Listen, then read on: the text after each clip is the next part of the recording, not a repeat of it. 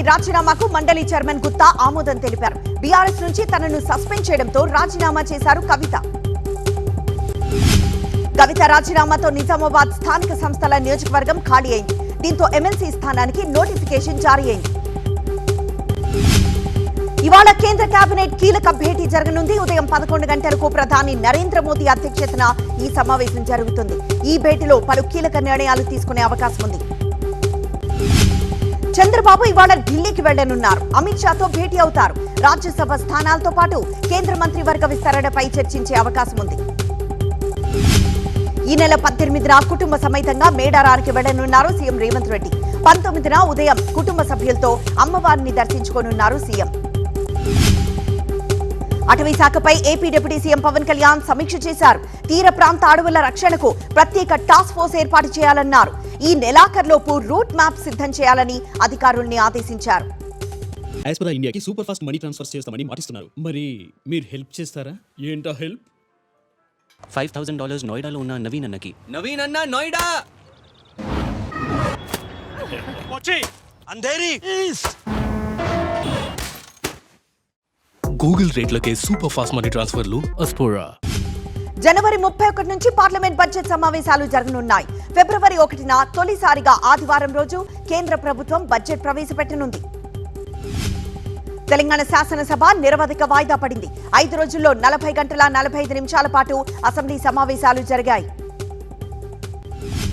తెలంగాణ శాసనసభలో 13 బిల్లులకు ఆమోదం లభించింది. 2 తీర్మానాలు చేసి 4 అంశాలపై స్వల్పకాలిక చర్చలు జరిగాయి. బీఎస్సీలో బీఆర్ఎస్ లేవనెత్తిన అంశాలన్నింటిపై సభలో చర్చించామని చెప్పారు మంత్రి శ్రీధర్ బాబు. బీజేపీతో ఒప్పందం మేరకే బీఆర్ఎస్ బాయ్కాట్ చేసిందని తప్పుపట్టారు. హిల్ట్ పాలసీపై కేసీఆర్ ఆరోపణలకు మంత్రి శ్రీధర్ బాబు అసెంబ్లీ సాక్షిగా కౌంటర్ ఇచ్చారు. గత ప్రభుత్వంలా కాకుండా తమ ప్రభుత్వం ఈ పాలసీని పారదర్శకంగా తెచ్చామన్నారు. తెలంగాణకు భారీగా పెట్టుబడులు వస్తున్నాయని 2047 నాటికి $3 ట్రిలియన్ ఆర్థిక వ్యవస్థే ప్రభుత్వ లక్ష్యమన్నారు deputy CM Bhatti Vikramarka. Davos, US, south కొరియాల్లో జరిగిన ఒప్పందాలపై క్లారిటీ ఇచ్చారు మంత్రి శ్రీధర్ బాబు. 2,71,000 కోట్ల పెట్టుబడుల్లో ఇప్పటి వరకు 60% గ్రౌండ్ అయ్యాయన్నారు. బీఆర్ఎస్ హయాంలో జిల్లాల విభజన అశాస్త్రీయంగా జరిగిందన్నారు మంత్రి పొంగులేటి.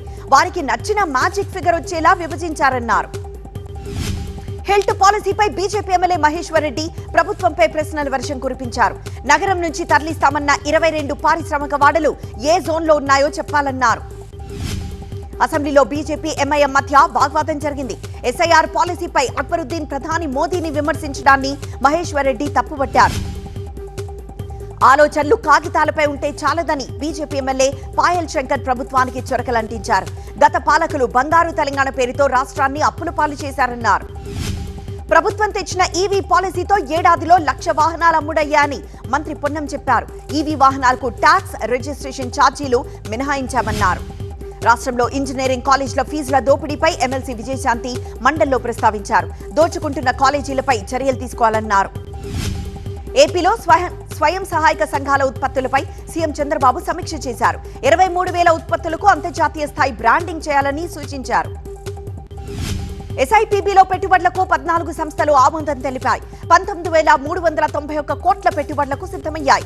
ఈ పెట్టుబడుల ద్వారా 11,000 మందికి ఉపాధి దొరకనుందన్నారు సీఎం చంద్రబాబు. సీఎం చంద్రబాబు అధ్యక్షతన సిఆర్డీఏ సమావేశం జరిగింది. పల్నాడు జిల్లా అమరావతి మండలంలోని 4 గ్రామాల్లో భూ సమీకరణ చేయనుంది ప్రభుత్వం. ఇవాళ ల్యాండ్ పూలింగ్ నోటిఫికేషన్ విడుదల చేయనుంది. భూ రికార్డుల్లో తప్పులకు జగనే కారణమని మంత్రి అనగాని ఆరోపించారు. జగన్ సర్కార్ చేసిన రీసర్వేలో అనేక తప్పులున్నాయన్నారు. జగన్ 5 ఏళ్ల పాలనలో సీమకు ఒరిగిందేమీ లేదన్నారు మంత్రి నిమ్మల. సీమకు మెజార్టీ ప్రాజెక్టులు ఇచ్చిన ఘనత టీడీపీ సొంతమన్నారు.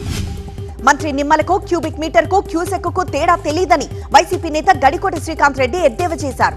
చంద్రబాబు ఆలోచనకు ఆమోద ముద్ర వేసే నిమ్మలకు మంత్రిగా కొనసాగే అర్హత లేదన్నారు. రాయలసీమ లిఫ్ట్ ఇరిగేషన్ పనులు పూర్తి చేయకుంటే సీమ ఎడారిగా మారడం ఖాయమని సీమ జిల్లాల వైసీపీ నేతలు హెచ్చరించారు. రాయలసీమ ప్రాజెక్టులు, సంస్థలు తరలిపోతుంటే టీడీపీ గాడిదలు కాస్తుందా అంటూ మాజీ డిప్యూటీ సీఎం అంజద్ బాషా ఘాటు విమర్శలు చేశారు. తెలుగు రాష్ట్రాల మధ్య జల వివాదంతో ఏపీకి తీరని నష్టం జరుగుతోందని ఏపీ బీజేపీ చీఫ్ మాధవ్ ఆరోపించారు. సిడబ్ల్యూసీ ఆదేశాలు పాటిస్తూ రాష్ట్ర హక్కులను కాపాడాలన్నారు. కూటమి సర్కార్కు మాజీ మంత్రి రోజా ఘాటు వార్నింగ్ ఇచ్చారు. పిన్నెల్లి సోదరులను అన్యాయంగా కేసులో ఇరికించారన్నారు.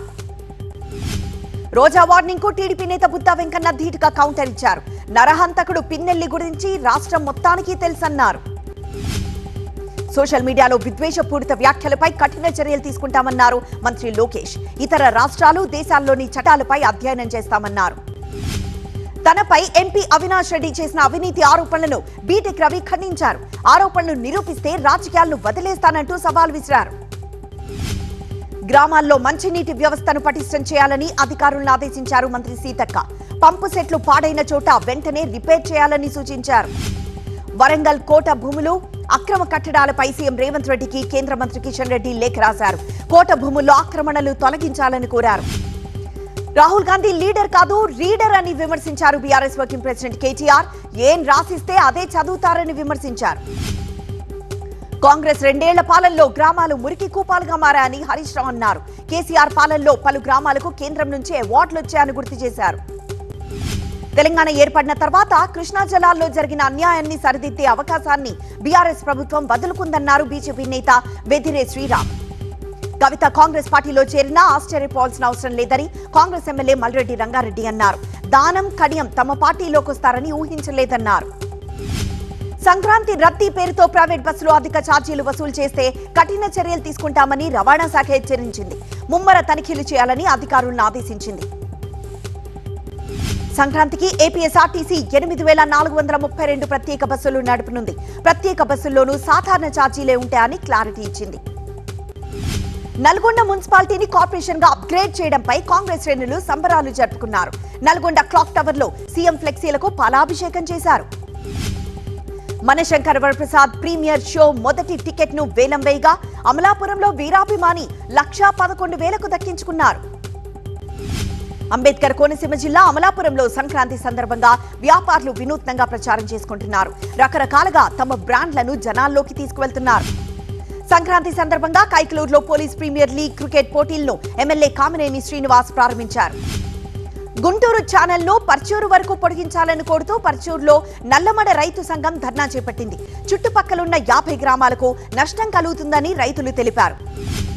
క్షేత్రస్థాయిలో విద్యుత్ సమస్యలు పరిష్కరించే చర్యల్లో భాగంగా భద్రాద్రి కొత్తగూడెం జిల్లా జూలూరుపాడులో విద్యుత్ అధికారులు ప్రజాబాట కార్యక్రమం నిర్వహించారు. కడప జిల్లా బద్వేల్లో రవాణా శాఖ, పోలీస్ శాఖ ఆధ్వర్యంలో విద్యార్థుల ర్యాలీ జరిగింది. 4 రోడ్ల కూడల్లో మానవహారం నిర్వహించారు. వరంగల్ జిల్లా పర్వతగిరి మండలం అన్నారం షరీఫ్ దర్గాలో ఉర్సు ఉత్సవాలు ప్రారంభమయ్యాయి. 3 రోజుల పాటు ఈ ఉర్సు జరుగుతుంది. తిరుపతి జిల్లా సూళ్లూరుపేటలో ఈ నెల 10, 11 తేదీల్లో ఫ్లెమింగో ఫెస్టివల్ నిర్వహించనున్నారు. సూళ్లూరుపేటలో విద్యార్థులతో భారీ ర్యాలీ నిర్వహించి అందరినీ ఆహ్వానించారు. పెద్దపల్లి జిల్లా జూలపల్లి మండలం వడకాపూర్ బాలరాజుపల్లి గ్రామ సమీపంలో పెద్ద పులి అలజడితో స్థానిక ప్రజలు భయభ్రాంతులకు గురవుతున్నారు. జల్సాలకు అలవాటు పడి వ్యవసాయ పొలాల దగ్గర కరెంటు వైర్లు దొంగలిస్తున్న అంతరాష్ట్ర దొంగల ముఠాను సిద్దిపేట జిల్లా రాయ్పోల్ పోలీసులు అరెస్ట్ చేశారు. సూర్యాపేట జిల్లా హుజూర్ నగర్ లో బ్రాండెడ్ కంపెనీ పేర్లతో నకిలీ వస్తువులు అమ్ముతున్న వారికి వ్యాపారులు పట్టుకున్నారు. దాదాపు 10 లక్షల రూపాయల నకిలీ ఉత్పత్తులను స్వాధీనం చేసుకున్నారు. కామారెడ్డి జిల్లా బీర్కూర్ ప్రాథమిక ఆరోగ్య కేంద్రంలో మెడికల్ ఆఫీసర్ పై లైంగిక ఆరోపణలొచ్చాయి. వైద్య శాఖ ఉన్నతాధికారులు విచారణ చేపట్టారు. విద్యార్థులతో అసభ్యంగా ప్రవర్తించిన హైదరాబాద్ జగద్గిరిగుట్ట పరిధిలోని Nissi Swathi school head master పై స్థానికులు దాడి చేశారు. స్కూల్లో ఫర్నిచర్ ధ్వంసం చేశారు. కర్నూలు మహిళా police station SI Kiran Kumar లంచం తీసుకుంటూ ఏసీబీకి దొరికారు. ఒక కేసు విషయంలో 30,000 లంచం డిమాండ్ చేశారు. ఏపీలో క్రీడల అభివృద్ధికి కృషి చేస్తానని చెప్పారు ఏసీఏ అధ్యక్షుడు ఎంపీ కేశినేని శివనాథ్. విజయవాడలో ఆంధ్ర క్రికెట్ అసోసియేషన్ పరిపాలనా కార్యాలయాన్ని ఆయన ప్రారంభించారు. హైదరాబాద్ మార్కెట్లో 24 క్యారెట్ల బంగారం 10 గ్రాముల ధర 600 రూపాయలు పెరిగి 138,820 రూపాయలకు చేరింది. 10 గ్రాముల 22 క్యారెట్ల బంగారం ధర 127,250 రూపాయలుగా ఉంది. కోనసీమ జిల్లా ఇరుసుమండలో బ్లో అవుట్ పూర్తిగా అదుపులోకి రాలేదు. మంటలను అదుపు చేసేందుకు ఓఎన్జీసీ తీవ్రంగా శ్రమిస్తోంది. అనకాపల్లి జిల్లా పరవాడలో వైజాగ్ ఫార్మా ల్యాబ్స్ ఎక్స్పో ప్రారంభమైంది. 3 రోజులు జరిగే ఈ ప్రదర్శనలో 150 మంది ఎగ్జిబిటర్లు పాల్గొంటున్నారు. విజయవాడ క్రెడాయ్ ఆధ్వర్యంలో ఈ నెల 9, 10, 11 తేదీల్లో విజయవాడ ఏ కన్వెన్షన్ సెంటర్లో ప్రాపర్టీ షో జరగనుంది. పోస్టర్ను విజయవాడలో క్రెడాయ్ ప్రతినిధులు ఆవిష్కరించారు. శబరిమలలో మరో వివాదం వెలుగు చూసింది. అయ్యప్ప సన్నిధిలో 16 లక్షల రూపాయల విలువ చేసే నెయ్యి మాయమైనట్లు విజిలెన్స్ తనిఖీల్లో గుర్తించారు. మైసూర్ జిల్లా కోర్టుకు బాంబు బెదిరింపు మెయిల్ వచ్చింది. రంగంలోకి దిగిన పోలీసులు కోర్టు ఆవరణలో బాంబ్ స్క్వాడ్ తో పరిశీలించారు. ఢిల్లీలో మొబైల్ ఫోన్ల దొంగలను పోలీసులు పట్టుకున్నారు. వారి నుంచి 8 కోట్ల రూపాయల విలువ చేసే 821 మొబైల్ ఫోన్లని స్వాధీనం చేసుకున్నారు. విశాఖపట్నం హిందుస్థాన్ పెట్రోలియం కార్పొరేషన్ లో అవశేషాలకు సంబంధించి ఏర్పాటు చేసిన రెసిడ్యూ అప్గ్రేడేషన్ ఫెసిలిటీని ప్రధాని మోదీ అభినందించారు. ఢిల్లీ జేఎన్యూలో మళ్లీ నినాదాలు వివాదం రాజుకుంది. విద్యార్థి సంఘం నేత ఉమర్ ఖాలిద్ కు సుప్రీం బెయిల్ నిరాకరించడాన్ని నిరసిస్తూ విద్యార్థి సంఘాలు ఆందోళన చేపట్టాయి. ఓటర్ల జాబితా సవరణ ఎస్ఐఆర్ కోసం బీజేపీ ఐటీ సెల్ రూపొందించిన యాప్ ను ఎన్నికల సంఘం ఉపయోగిస్తోందని బెంగాల్ సీఎం మమతా బెనర్జీ ఆరోపించారు. తాను ప్రయాణించే హెలికాప్టర్ కు క్లియరెన్స్ ఇవ్వకుండా బీజేపీ అడ్డుకుందని టీఎంసీ నేత అభిషేక్ బెనర్జీ ఆరోపించారు. తనను అడ్డుకోవాలని బీజేపీ చూస్తోందన్నారు. ఉత్తరప్రదేశ్ చేపట్టిన ఓటర్ల జాబితా సవరణలో 2.89 కోట్ల ఓటర్ల పేర్లు తొలగించారు. ఇందులో 46.23 లక్షల మంది చనిపోయారు.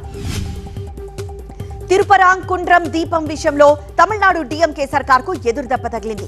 రాతి దీపస్తంభంపై జ్యోతి వెలిగించేందుకు మదురై బెంచ్ సమర్థించింది. సనాతన ధర్మంపై డీఎంకే ఎప్పుడు దాడి చేస్తోందని, అవమానిస్తోందని కేంద్ర మంత్రి పీయూష్ గోయల్ విమర్శించారు. హైకోర్టు తీర్పును ఆయన స్వాగతించారు. వాణిజ్య భాగస్వామ్యం లేని కారణంగా వాయిదా పడిన ఇండియన్ సూపర్ లీగ్ ఫిబ్రవరి 4 నుంచి ప్రారంభమవుతుందని కేంద్ర క్రీడా శాఖ మంత్రి మన్సుఖ్ మాండవియా ప్రకటించారు. మహారాష్ట్ర మాజీ సీఎం విలాస్ రావ్ దేశ్ముఖ్ ను ఉద్దేశించి చేసిన వ్యాఖ్యలపై మహారాష్ట్ర బీజేపీ అధ్యక్షుడు రవీంద్ర చవాన్ క్షమాపణ కోరారు. తన వ్యాఖ్యలు రాజకీయపరమైనవని కావన్నారు. ఒడిషా ఖోర్దాలో కామర్లు ప్రబలుతున్నాయి. అక్కడి జవహర్ నవోదయ విద్యాలయంలో 54 మంది విద్యార్థులు జాండీస్ బారిన పడ్డారు. ఢిల్లీ కాలుష్యంపై ఆప్, బీజేపీ నేతల మధ్య మాటల యుద్ధం నడుస్తోంది. ఏక్యూఐ లెవెల్స్ తగ్గించడానికి సరైన చర్యలు తీసుకోవాలని ఆప్ కార్యకర్తలు ఆందోళన చేపట్టారు. ఒడిషా చిల్కా సరస్సులోని పక్షులు జీవ వైవిధ్యాన్ని చాటి చెప్పే 6వ చిల్కా బర్డ్ ఫెస్టివల్ ప్రారంభమైంది. ఈసారి 12 లక్షల వలస పక్షులు సరస్సుకొస్తాయని అంచనా వేస్తున్నారు. వరుసగా స్టాక్ మార్కెట్లో నష్టాన్ని నమోదు చేశాయి. సుంకాలు విధిస్తామన్న అమెరికా హెచ్చరికలతో మార్కెట్లో ఆందోళన పెంచాయి. అణు విద్యుత్ ప్లాంట్లోని ఇంధనం నుంచి బయటికి తీసే ఫ్యూయల్ రాడ్స్ ను సురక్షితంగా నిల్వ చేసే ప్రత్యేక కంటైనర్ ను గుజరాత్ వడోదరకు చెందిన వివిధ్ హై ఫ్యాబ్ సంస్థ తయారు చేసింది. ప్రముఖ నటుడు సాయిధరం తేజ్ విజయవాడ కనకదుర్గమ్మను దర్శించుకున్నారు. ఆయనకు వేద పండితులు ఆశీస్సులు అందజేశారు. శివకార్తికేయన్ హీరోగా తెరకెక్కిన science fiction cinema Ayalaan Telugu version OTT streaming date fix చేసుకుంది. తెలుగు ఓటీటీ ప్లాట్ఫామ్ ఆహాలో జనవరి 7 నుంచి స్ట్రీమింగ్ కు రానుంది. Shambhala cinema thank you meet జరిగింది. ఇప్పటికే శంబాలా 15 కోట్లకు పైగా గ్రాస్ వసూలు చేసింది.